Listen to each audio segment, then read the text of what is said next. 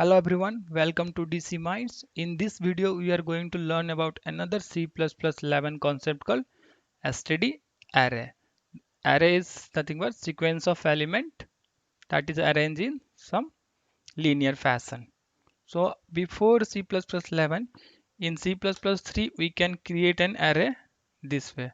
So you will just give the data type and name of the array and then you will give the size in this bracket, and you can also create an array and assign the value this way.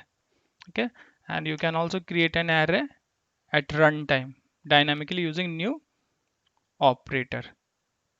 So now in C++11 we have concept of std array that is introduced in a standard template library of C++. So here, to use this std array to create an array, you have to include this header file, and then here, if you see here, we are creating an array called array1 ar1, and then we are passing the size. Here we are passing the size and then type of array.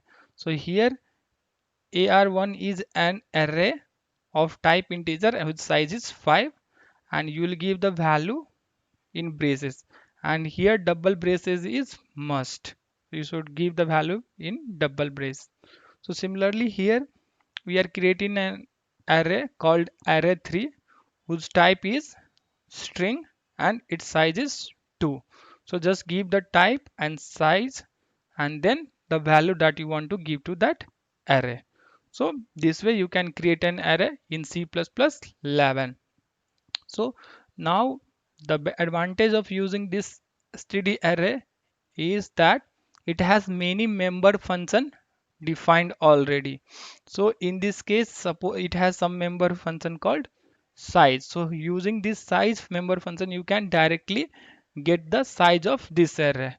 Okay, but whereas in this case, you have to maintain a separate variable, or you have to calculate the size by performing the operation to calculate the size. Okay, but in this case, directly using the member function, you can get the size. So see, okay, so similar to this size, there are lot of member function, and we'll see that in upcoming slide. Okay, so array is nothing but a sequence container of same element type means all the element will be of same type. Basically, if it is an integer type, so all will be integer. Here it is a string, then all are string. Okay, so now let's see some member function. So these are the member function of std array. So at will be used to access the element of an array, but it will perform some bound checking.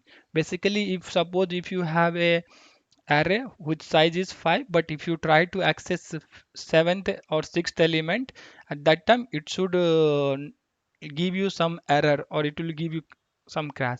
So before accessing, it will check that bound checking whether the size of array is less than or greater than the element that we are trying to access it, and it will throw an error. Similarly, this operator, access operator, is used to access the element of an array, but it will not perform any bound checking. And this front will give you the front element, that is first element of an array, and back will give you the last element of an array, and this data will return pointer to an underlying array. So let's take an example. In this case, we have an array called ar1 and whose type is int, and then its size is 4. So now let's see the use of this function. So if you try to access here fifth element, basically array start from 0 index. So it will be 0, 1, 2, 3. So we are trying to access the element at fourth index, that is fifth element. So in this case, what will happen, this add function will check the size whether this element, this fourth index element is present here or not. Basically it will check the size and this element position.